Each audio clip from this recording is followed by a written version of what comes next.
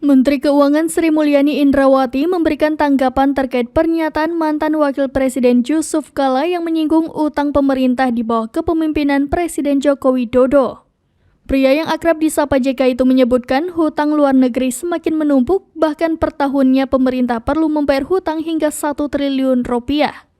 Menanggapi pernyataan tersebut, Sri Mulyani menilai pengelolaan pembayaran hutang pemerintah masih terjaga dan sudah sesuai dengan strategi pembiayaan yang dimuat dalam anggaran pendapatan dan belanja negara.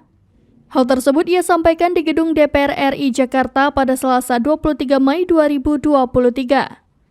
Dalam pengelolaan pembayaran hutang, Bendahara Negara mengatakan salah satu indikator yang diperhatikan oleh pemerintah ialah terkait tenor dari portofolio pembiayaan yang dilakukan. Lebih lanjut, Sri Mulyani menekankan yang terpenting dalam pengelolaan hutang adalah sustainabilitas, di mana pemerintah dapat menjaga beban hutang.